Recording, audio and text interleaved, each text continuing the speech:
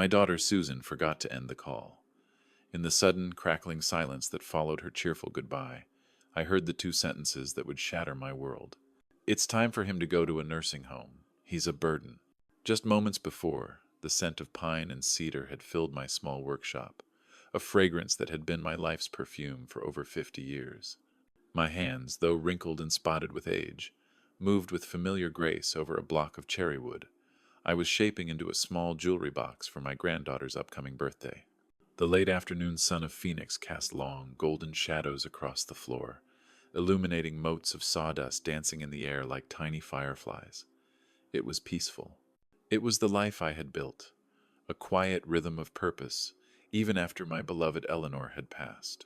The phone buzzed against the workbench, and I smiled when Susan's name lit up the screen.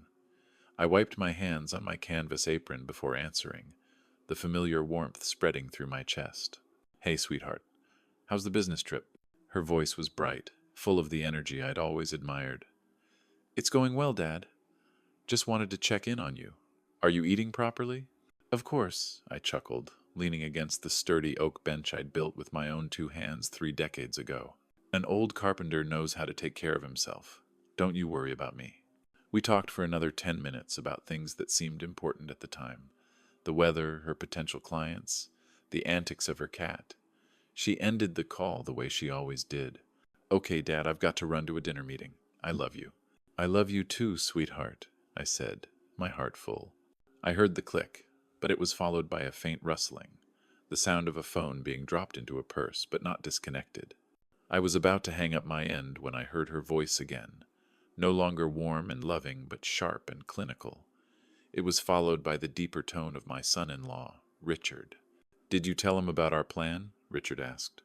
"No, not yet," Susan sighed. "He sounded so happy just to hear from me. But Richard, we have to do this. He almost left the stove on again last week." My hand froze, hovering over the end call button. My workshop, my sanctuary, suddenly felt cold. "I know, honey." Richard's voice was smooth, logical. "It's time for him to go to a nursing home. He's a burden, and you know it. We can sell the house, get that place in Scottsdale we've been dreaming of. That property is worth a fortune now. A burden." The word struck me with the force of a physical blow. The phone slipped from my numb fingers, clattering onto the concrete floor. The sound echoed in the sudden, deafening silence. I stared at the half-finished jewelry box on my bench, its delicate carvings seeming to mock me. For 50 years these hands had built, provided, and protected. And in a single, careless moment, I learned it was all for nothing. I was no longer a father. I was just a problem to be managed. A burden. The small plastic rectangle lay on the dusty concrete, an insignificant object that had just detonated my life. For how long I stared at it, I couldn't say. Time seemed to have frozen, trapping me in that single, horrific moment. A burden. The word echoed in the silence, stripping away 50 years of love and sacrifice, leaving me bare and exposed. With a hand that felt disconnected from my body, I bent down and picked up the phone. The line was dead. I pressed the red button to make sure, a final, futile gesture. My gaze drifted around my workshop. It had always been my sanctuary, a place of creation and peace. Now, it felt like a museum of my own foolishness. The tools hanging neatly on the wall, the stacks of lumber waiting to be given life, the faint smell of sawdust, it all spoke of a man who believed his work meant something, that the love he poured into every joint and every polished surface would be his legacy. What a fool I'd been. My legacy wasn't this workshop, or the house I built with these same hands. My legacy was a daughter who saw me as an obstacle and an inheritance to be cashed in. I walked to the large window that overlooked the backyard, my backyard. I had laid every single brick of that patio. I had built the pergola where Eleanor and I used to sit on summer evenings, watching the sunset paint the Arizona sky in hues of orange and purple. We had planted that mesquite tree together, a tiny sapling the day we moved in, now a great sprawling giant that shaded the entire yard. Susan had learned to ride her bike on that patio. We'd hosted her 16th birthday party under that tree. Every memory, once a source of warmth, now felt like a shard of glass in my heart. The pain was immense, a physical ache in my chest that made it hard to breathe. It would have been easy to crumble, to let the grief and despair consume me. And for a moment, I almost did. I leaned my forehead against the cool glass of the window, my shoulders slumping with the weight of it all. But then, something else began to stir beneath the pain. A slow, burning ember of anger.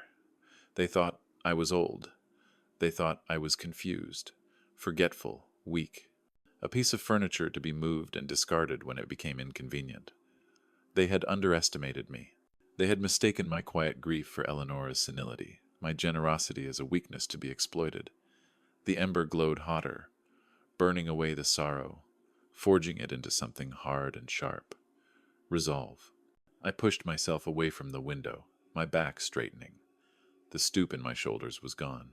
I looked at my hands, not as the hands of a feeble old man, but as the hands of a master carpenter who knew how to measure, cut, and build with precision.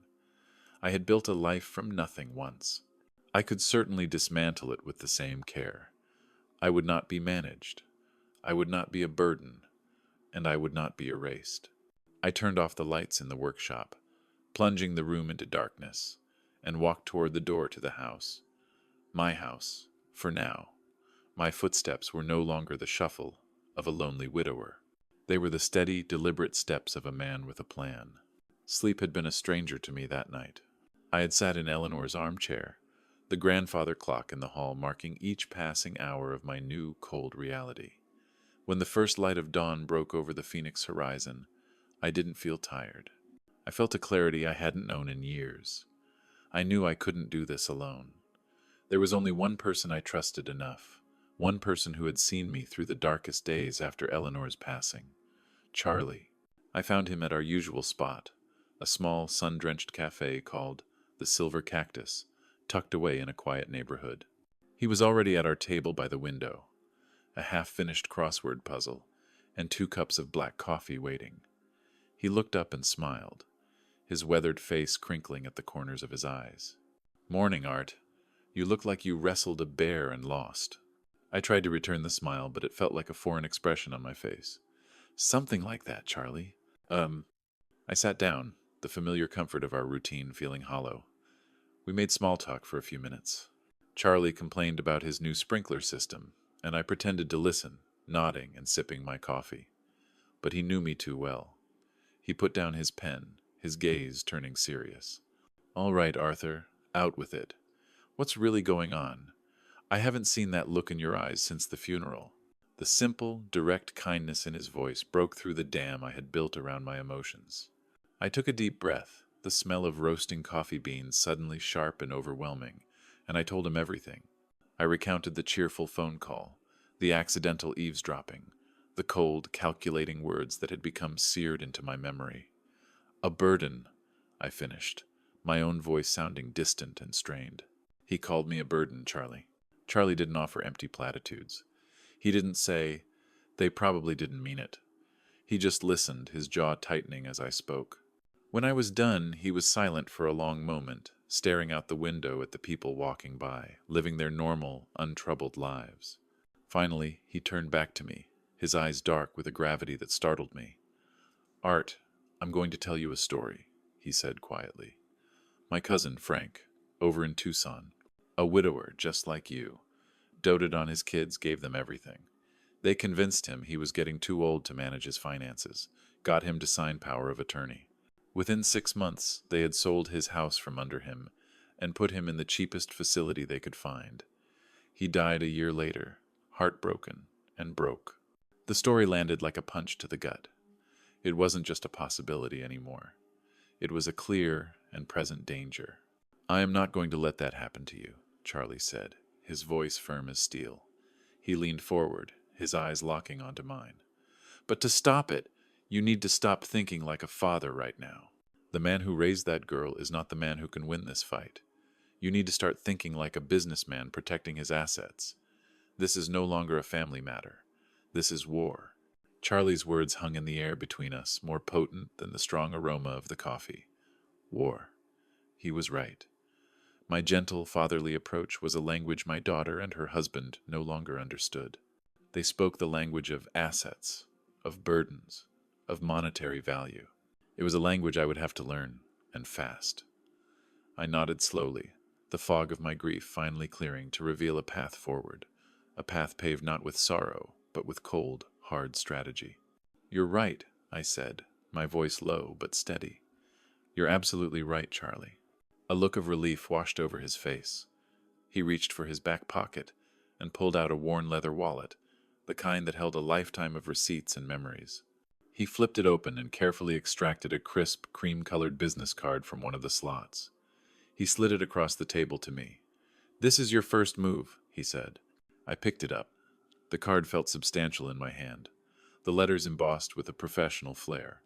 Todd Fisher, Esquire Real Estate and Asset Protection. "Fisher is a shark," Charlie explained, his voice barely above a whisper. "But he's an honest shark, and he's our shark. He specializes in protecting people like us from situations exactly like this.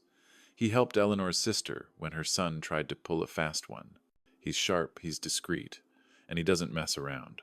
Call him today, Art, not tomorrow. Today." I stared at the name on the card, Todd Fisher.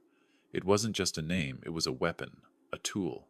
It was the first piece of lumber for the new life I was about to build, a life where I was the sole architect. The helplessness that had clung to me like a shroud since last night began to evaporate under the harsh, bright light of purpose. I wasn't just a sad old man in a coffee shop anymore. I was a client, a man with assets, a man with a plan. I looked up from the card and met my friend's gaze. "Thank you, Charlie," I said, and the words were inadequate for the lifetime of friendship and the lifeline he had just thrown me. "I don't know what I would have done." "Oh, you would have figured it out," he said, clapping a hand on my shoulder. "You're a builder, Arthur. You just needed the right set of blueprints. Now, go home and make the call." I carefully placed the business card in my shirt pocket, right over my heart. I paid for the coffee, a small, ordinary act that felt monumental. As I walked out of the silver cactus and into the bright Arizona sun, I didn't feel the heat. I felt a fire inside me. My hand rested on my pocket, the sharp edge of the card a constant reminder of my new purpose. The war had begun, and I had just been given my first orders. I didn't go straight home. Instead, I drove to a small park overlooking the city, the business card, a solid weight in my pocket. I sat on a bench and watched the cars move below, a river of anonymous lives. For the first time, I felt like I was in control of my own current. I pulled out my phone and dialed the number on the card before doubt could creep in. A calm, professional voice answered on the second ring. "Law offices of Todd Fisher." "My name is Arthur Hayes," I said, surprised by the steadiness in my own voice. "I was referred by Charles Miller. I need to schedule a consultation as soon as possible." The receptionist was efficient. There had been a cancellation. Mr. Fisher could see me at 3 o'clock that afternoon. It felt like a sign. The law office was located in a modest but respectable building downtown. The interior was all dark wood, leather armchairs, and shelves lined with imposing law books. It was a world away from my workshop, a world of contracts and consequences. It was exactly where I needed to be. Todd Fisher was just as Charlie had described him, a man in his 50s with sharp, intelligent eyes that missed nothing but a calm demeanor that put me at ease. He listened without interruption as I laid out the entire story, from the phone call to the conversation with Charlie. I kept my tone even, presenting the facts as if I were describing a construction project, not the wreckage of my family. When I finished, he didn't offer sympathy. He offered something better, clarity. "Mr. Hayes, let me ask you a few direct questions. First, is the title of your house solely in your name?" "Yes," I said. "It was in my and my wife's name. When she passed, it transferred entirely to me." "And you have no outstanding mortgages or liens against the property?" "None. I paid it off 17 years ago." He leaned back in his chair, steepling his fingers. "Then, legally speaking, the situation is incredibly simple. It is your house, period. Your daughter and son-in-law have absolutely zero legal claim to it. They cannot force you to sell it, and they cannot force you into any kind of care facility without your consent, which would require proving you are mentally incompetent, a claim that, based on our conversation, is absurd. Every word he spoke lifted a weight from my shoulders. It wasn't just Charlie's opinion anymore. It was the law. "So what are my options?" I asked. "You have many," Fisher said. "You could change the locks and formally evict them. You could change your will. Or, given what you've told me about their intentions..." He paused, letting the implication hang in the air. "You could sell the house. The Phoenix market is white hot. A well-maintained property like yours would be gone in days, likely for a cash offer." The idea, once a nascent seed of revenge, now bloomed into a viable, powerful strategy. How fast is days? With the right buyer, we could potentially close in as little as 10 business days. 10 days. Susan and Richard would still be on their business trip. The thought sent a jolt of adrenaline through me. This was it. This was the path. I had the power, the right, and now, the legal backing. "Mr. Fisher," I said, leaning forward, "I need the name of the most aggressive, fastest, working real estate agent you know." For the first time, a hint of a smile touched Todd Fisher's lips. He opened his desk drawer and pulled out another business card. I didn't even wait to get back to my truck. Standing on the pavement outside the law office, with the hum of downtown Phoenix around me, I dialed the number for Brian Connor. He answered on the first ring, his voice sharp and full of energy. I explained that I was referred by Todd Fisher and wanted to sell my house quickly. "How quickly are we talking?" he asked, his tone all business. "Yesterday would be nice," I replied. He laughed, a short, appreciative bark. "I like your style, Mr. Hayes. I have a gap in my schedule this afternoon. Can you do 4 o'clock? At precisely 4, a sleek, modern sedan pulled into my driveway. Brian Connor emerged, looking exactly like the kind of man who could sell a house in a day. He was younger than me, maybe in his early 40s, with a confident handshake and eyes that took in everything. As he stepped into my entryway, his professional demeanor faltered for just a moment. He stopped and looked up. "Wow," he said, his gaze fixed on the crown molding I had spent a month perfecting. He ran a hand along the solid oak banister of the staircase. This is quality. You don't see work like this anymore." He thought I had hired a master craftsman. "I did it myself," I said, a flicker of old pride stirring in my chest. "I was a carpenter for 50 years. That changed everything.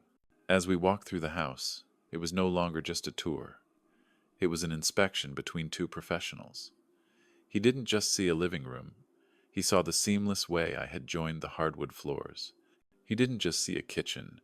He saw the custom-built cherry wood cabinets and the perfect fit of the granite countertops. He noted the natural light pouring in from the bay window I'd built for Eleanor, a feature he called a premium selling point.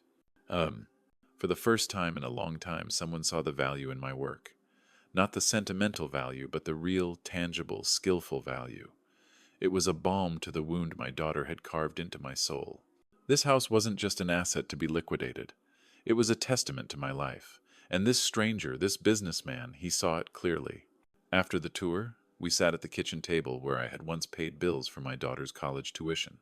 Brian tapped calculations into his tablet, pulling up comparable sales in the area. "Okay, Arthur," he said, looking up, his expression serious. "Given the market and, more importantly, the immaculate condition and custom craftsmanship of this home, I'd list it at $890,000. The number hung in the air, so large it felt unreal. It was more than Susan and Richard had even dared to imagine. "That much?" I managed to say. "Easily," Brian said with confidence. "But we can do better than just listing it. I have an investment group I work with. They buy properties like this for their high-end rental portfolio. They pay cash. No financing, no appraisals, no haggling over repairs. They look for quality, and this," he gestured around the room, "is exactly what they want." My heart began to beat faster. This was the opening I needed. "What's the timeline on a deal like that?" Brian smiled, knowing he was about to close. "They can make an offer within 24 hours, and from there, we can close in 10 business days. 10 business days." The words echoed in the quiet kitchen, a countdown clock to my own liberation. It was a perfect, elegant solution, faster and cleaner than I could have ever hoped for. There was no hesitation. I looked Brian Connor straight in the eye. the reflection of a determined old man staring back at me from his pupils. "Let's do it," I said. Brian's professional smile broadened into one of genuine admiration. "Excellent choice, Arthur. I'll have my team draw up the initial offer tonight. We can sign tomorrow morning if you're available. 9 o'clock?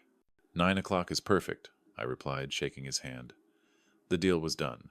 The next morning, Brian arrived with a leather portfolio and an air of quiet efficiency. He spread the documents across my kitchen table. Sale price, $890,000. Cash purchase. Closing date, 10 business days from signing. Minimal contingencies. It was all there, in black and white. My escape plan, codified in legal jargon. Brian handed me a pen, its weight feeling heavy and final in my hand. "Just sign here and here, Arthur," he said gently. I uncapped the pen. The tip hovered over the signature line, the point of no return. And then, my phone, sitting on the counter, began to ring.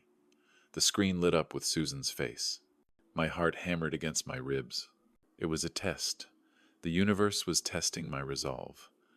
I held up a hand to Brian, a silent request for a moment. He nodded with understanding. I took a breath and answered, forcing a warmth I did not feel into my voice. "Hi, sweetheart. Everything all right?" "Everything's great, Dad," she chirped, oblivious. "Just wanted to tell you we booked our flights home. We'll be back next Friday. We were thinking maybe we could take you out for a nice dinner that weekend, to talk about some things." To talk about my future, I thought, a future they had planned in a nursing home. To talk about this house, which would no longer be mine. The irony was a bitter pill. "That sounds lovely, Susan," I said, my eyes fixed on the contract. "Great. So how are things with you? Keeping busy in the workshop?" "Always," I said, the lie tasting like ash. "Just finishing up a little project. The project of reclaiming my life." "That's wonderful, Dad. You take care of yourself, okay? We'll see you soon." "You too, Susan. Goodbye." I ended the call and placed the phone face down on the counter. The forced conversation, the casual deceit in her voice, had extinguished any lingering flicker of doubt. My hand was rock steady as I picked up the pen again. I was no longer just protecting myself. I was serving a necessary, painful justice. I signed my name, Arthur Hayes, on the line. The ink was dark and decisive against the page. It was done. The house was no longer mine. The future was. With the contract signed, a strange sense of calm settled over me. The decision was made. The outcome was set in motion. Now came the logistical phase, and as a man who had spent his life with blueprints and building plans, this was a language I understood perfectly. I had 9 days until the closing. 9 days to build the scaffolding for my new life. I spent the first 2 days in front of my computer, a tool I had used sparingly, but now attacked with methodical precision. My search term was simple: Senior Independent Living Apartments, Phoenix. The results were overwhelming. A sea of glossy photos and cheerful marketing slogans. I sifted through them with a carpenter's eye for detail, discarding the ones that felt too much like hospitals and focusing on those that promised community and autonomy. I created a short list of 3 promising locations, all in neighborhoods Susan and Richard had never bothered to visit. I called each one, using the clear, confident voice of a man simply planning his retirement, not a man fleeing his own family. The first place was clean but sterile, with long, quiet hallways that smelled faintly of disinfectant. The residents I saw in the common area looked tired and resigned. It felt too much like the future Susan had planned for me. I thanked the manager and left, without a backward glance. The second was too fancy, with a grand lobby and a list of social activities that seemed exhausting. It was a place for wealthy couples to spend their golden years together, a painful reminder of everything I had lost with Eleanor. The third place was called Sunset Manor. It was modest, a collection of low-rise buildings surrounded by well-tended desert gardens. The manager, a kind woman named Mrs. Chen, showed me a 1-bedroom unit on the 2nd floor with a small balcony overlooking a courtyard with a bubbling fountain. It was simple. It was clean. It wasn't my home, but it could be a home. It was small enough for one person to manage, but large enough to hold the few precious memories I planned to keep.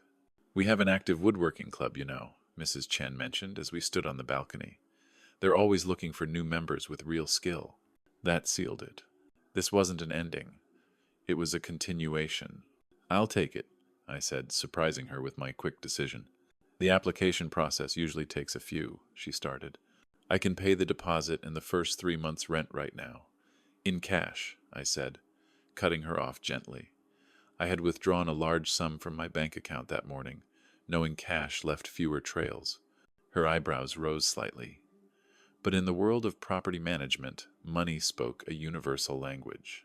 An hour later, I walked out of Sunset Manor with a signed lease and a set of keys that felt entirely different from the ones in my pocket. The old keys represented a life that was ending, a past built for others. These new keys, they represented a future that belonged only to me. The morning of the 10th day arrived, bright and clear. I chose my outfit carefully, not my best suit, but a simple pressed collared shirt and clean slacks. I wanted to look like a man in control, not a man in mourning or celebration. Today was about business, my business. The title company office was a quiet, neutral space, designed to facilitate life-changing transactions with as little drama as possible. Brian was already there, along with a sharp-looking woman who represented the investment group. We exchanged polite, professional nods. There was no small talk. The documents were laid out on the large mahogany table. I read each one, my mind clear and focused. The deed transfer, the settlement statement, the final acknowledgments. My signature was required on a dozen different lines. With each stroke of the pen, I felt a chain breaking. I wasn't just signing away a house. I was signing away a lifetime of misplaced obligations. I was severing the final tie to the girl who had forgotten what it meant to be a daughter. The final document was slid in front of me. "This is your wire transfer confirmation, Arthur," the title agent said softly. "The funds, less closing costs and fees, have been deposited into your account." I looked at the numbers on the page. $890,000. It wasn't just money. It was security. It was freedom. It was the sound of a door slamming shut on the past. I folded the paper carefully and placed it in my inside pocket. We shook hands all around. The buyer's representative smiled. "Congratulations on the sale, Mr. Hayes. They're very pleased with the property." "I'm sure they will be," I said. It was built to last. I thanked Brian in the lobby, who promised to stay in touch. But I knew I wouldn't need his services again. I had one last destination. I didn't drive back towards my old neighborhood, nor towards Sunset Manor. I drove to a different part of the city, to a small, local institution called the Arizona Community Bank. I had made an appointment here last week, under the pretense of planning my estate. The bank manager, David Morrison, was expecting me. I explained that my plans had changed, that I had just sold my primary asset and wished to move all my funds to an institution that valued discretion. He understood completely. We spent the next hour opening a new series of accounts, including a high-yield savings account and a simple checking account. Then, we initiated the wire transfer from my old bank. "The funds should clear by tomorrow morning, Mr. Hayes," David said, shaking my hand. "Welcome to Arizona Community Bank." Walking out of that bank, I felt a lightness I hadn't felt in 2 years, not since Eleanor's diagnosis. The money was safe. My future was secure. The financial part of my plan was complete. Now, only the final, personal act remained. With my future secured, it was time to dismantle the past. I called a 24-hour locksmith and arranged to meet him at the Maple Street house that evening. I parked in the garage, using the remote for the last time before deactivating it, wanting to avoid any curious glances from the neighbors. The locksmith, a quiet man named Eddie, worked with an efficient, impersonal air. I watched him drill out the old lock set on the front door, the very same brass hardware Eleanor had picked out 25 years ago because it matched the door knocker. The sound of the drill was a screeching, metallic finality. He handed me a small ring of silver keys that felt cold and foreign in my palm. They were keys to a fortress, not a home. After he left, I stood alone in the entryway of the house that was no longer mine. It was silent, but it was a different kind of silence. It wasn't the peaceful quiet of a familiar space. It was the empty, expectant silence of a stage waiting for the final act. I walked from room to room, a ghost in my own life. I had one suitcase to fill, One suitcase to contain the essence of a 50-year marriage and a lifetime of fatherhood. How do you choose? In our bedroom, I opened Eleanor's jewelry box. I took her wedding ring and the small locket I had given her on our 10th anniversary. I left the rest. I took the framed photo of her from our nightstand, her smile a beacon from a kinder world. From my own dresser, I took nothing but my father's old pocket watch.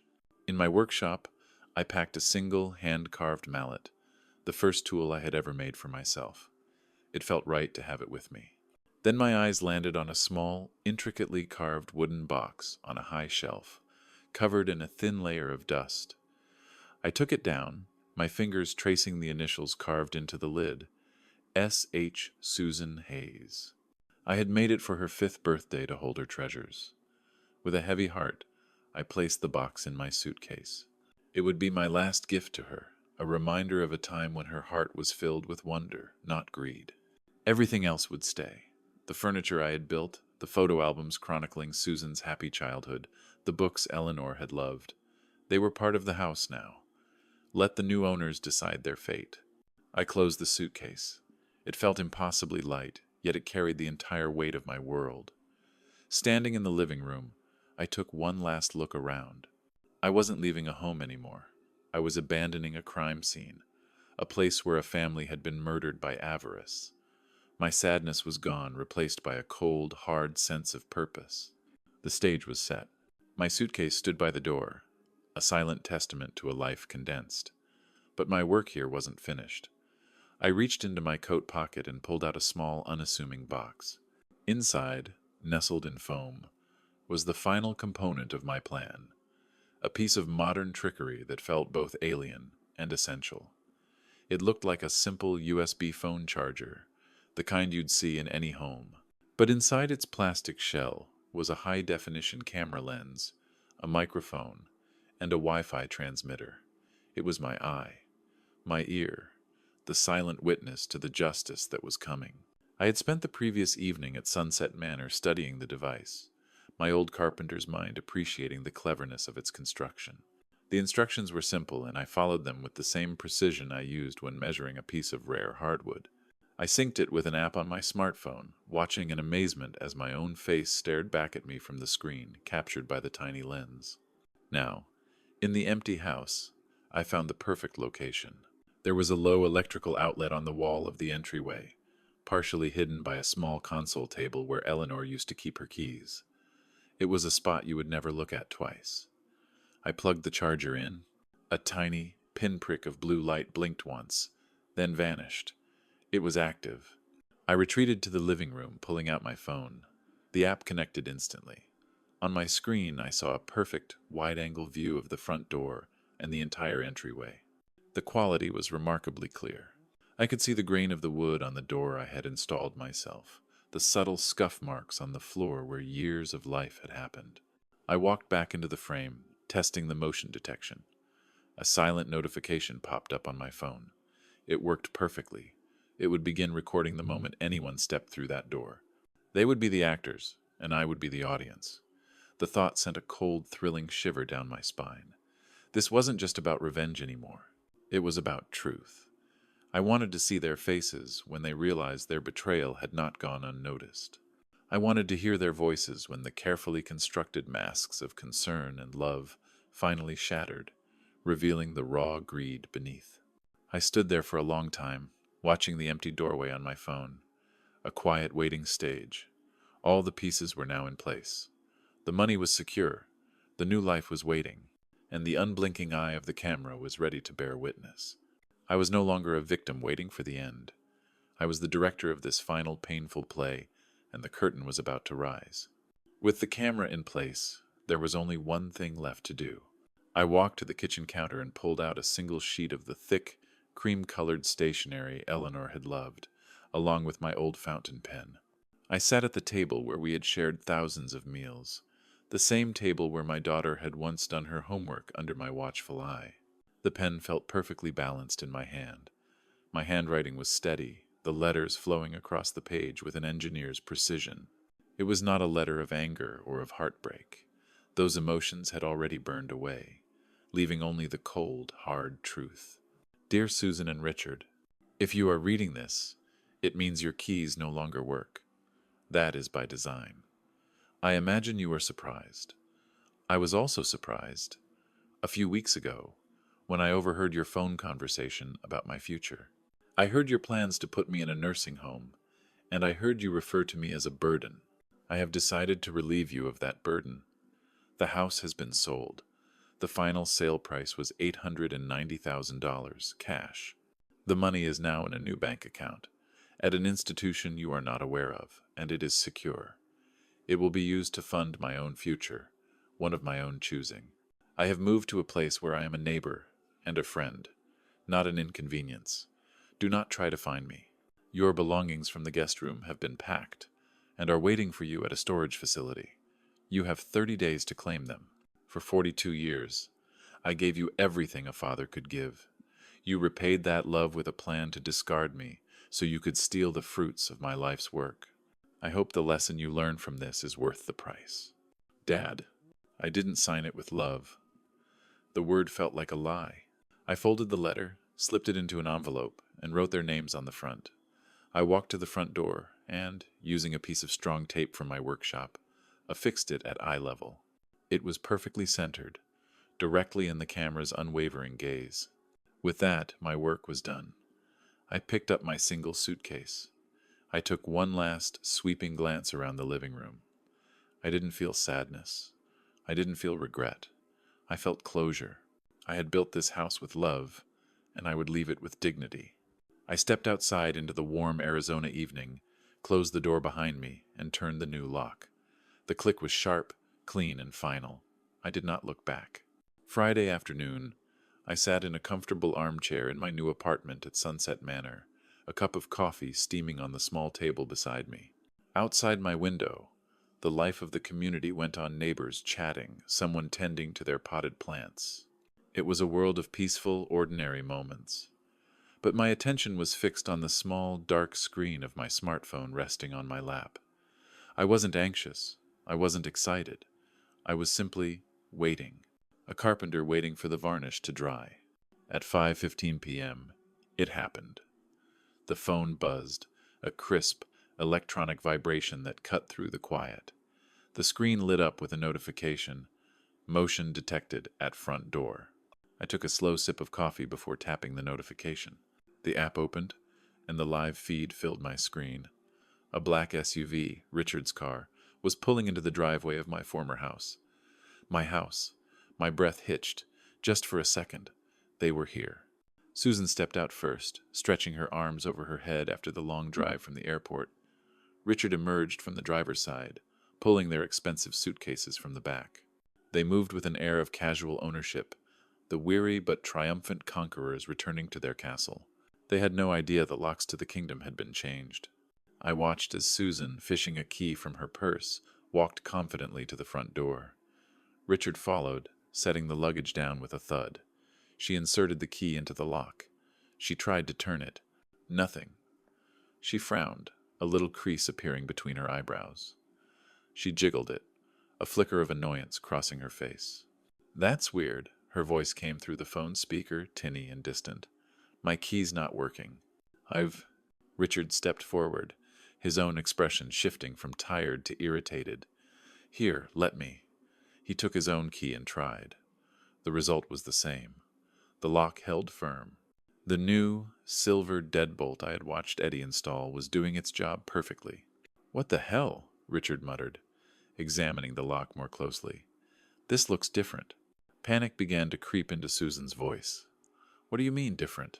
Dad wouldn't change the locks." I'll try the back door," Richard said, his voice tight with a growing sense of alarm. He disappeared around the side of the house. Susan remained at the front door, trying her key again and again, as if repetition could somehow change reality. A few minutes later, Richard reappeared, his face pale. "They're all changed," he said, his voice low and urgent. "The back door, the garage side entrance, they're all new locks. Someone changed the locks, Susan." "That's impossible," she cried, her voice rising in panic. She pulled out her phone. "I'm calling him."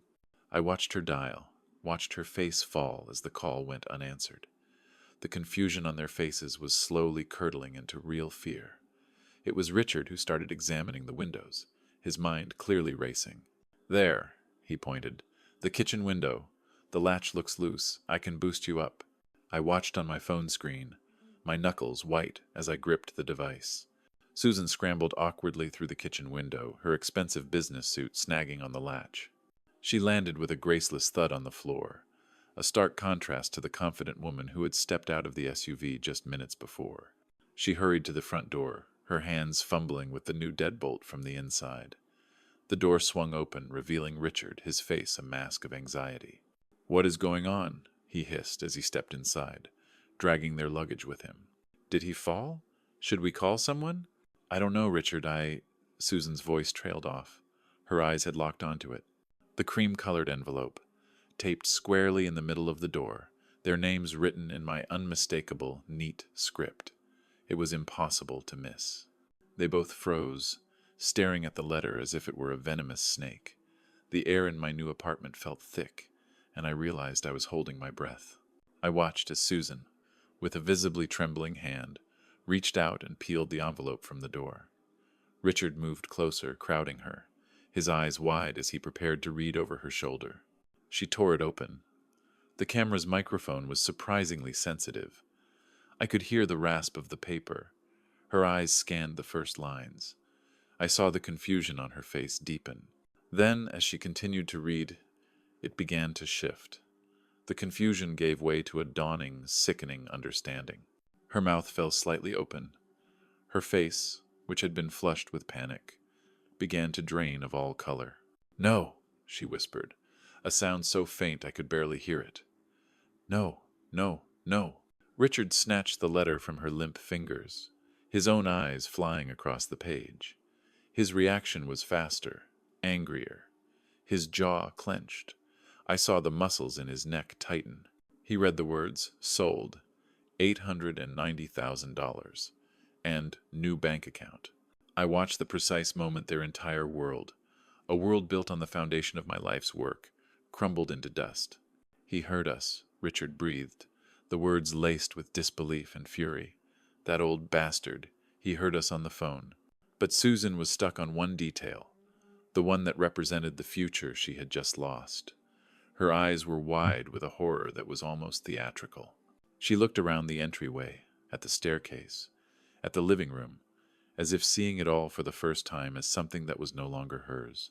"He sold the house," she said, her voice quiet at first, then rising with each word, swelling with an incredible, piercing hysteria. "He sold our house. How could he do this to us?" The final question was a shriek, echoing through the silent, empty home, a sound of pure, unadulterated greed finally meeting its consequence. Susan's shriek died down into ragged, ugly sobs. She sank onto the bottom step of the staircase, her face buried in her hands.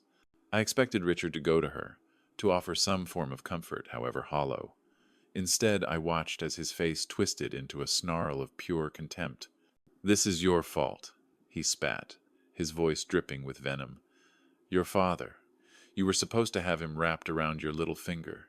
You got soft." Susan's head snapped up, her eyes blazing with a fury that momentarily eclipsed her despair. "My fault?" she cried, her voice cracking. "You were the one who called him a burden. You were the one who couldn't wait to get your hands on this house. The nursing home was your idea, Richard." "Because he needed to be managed," Richard shot back, pacing the entryway like a caged animal. "And you were supposed to be the one to do it.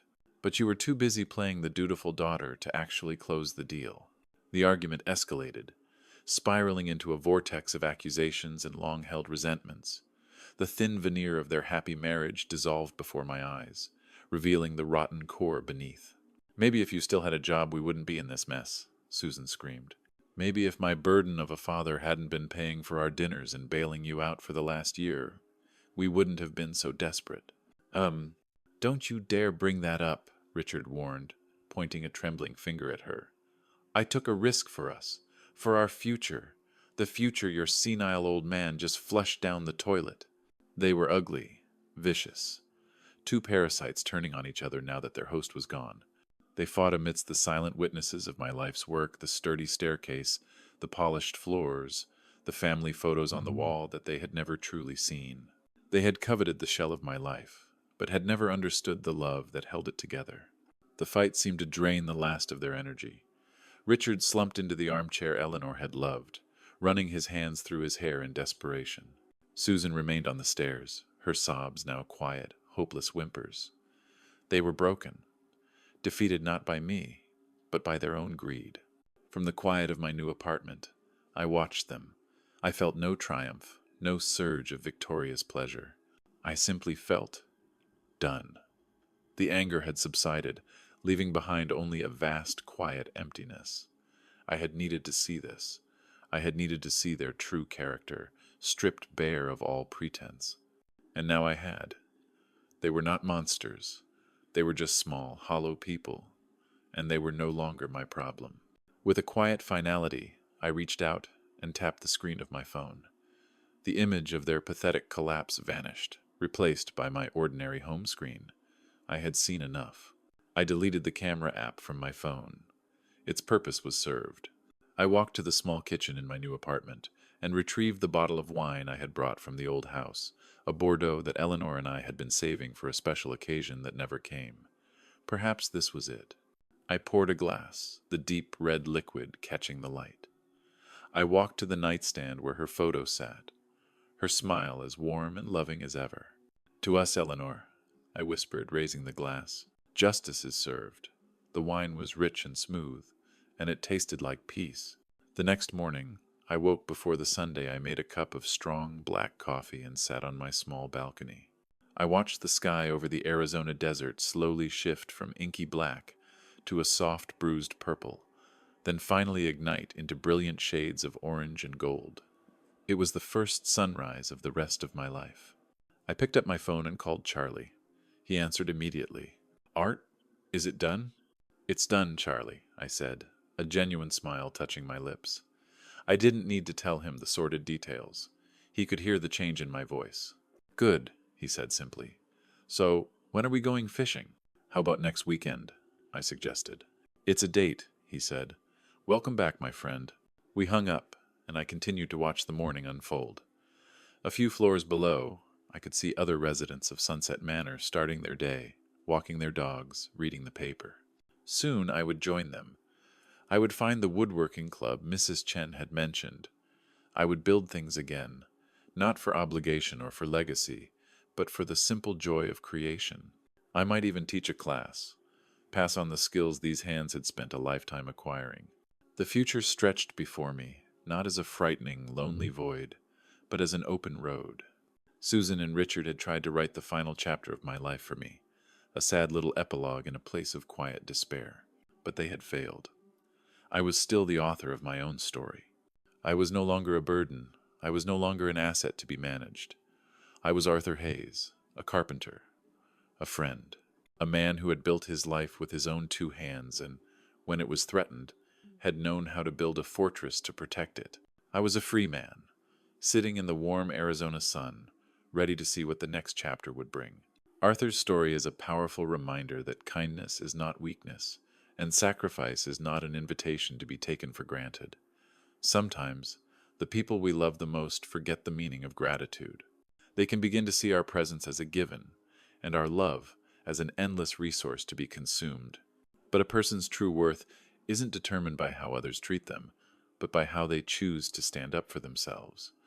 This story isn't just about revenge, it's about reclaiming dignity. It teaches us that it's never too late to rewrite the final chapter of our own lives, to choose independence over endurance, and to build a new future from the fragments of the past. Self-respect is the one home that no one can ever take from you. Arthur's journey began in the silent pain of betrayal, but it didn't end there. It transformed into a journey of self-affirmation, a quiet declaration that he was not a burden but a builder. The peace he found on that Arizona balcony came not from the money in his bank account, but from the courage it took to pick up the pen and write a worthy ending for his own story. If this story of resilience resonated with you, we'd love to hear from you. What was the moment in Arthur's journey that stood out to you the most? Please share your thoughts in the comments below. And don't forget to hit the like button if you believe in the power of self-respect. and subscribe to our channel so you don't miss more meaningful stories like this one. Thank you for watching.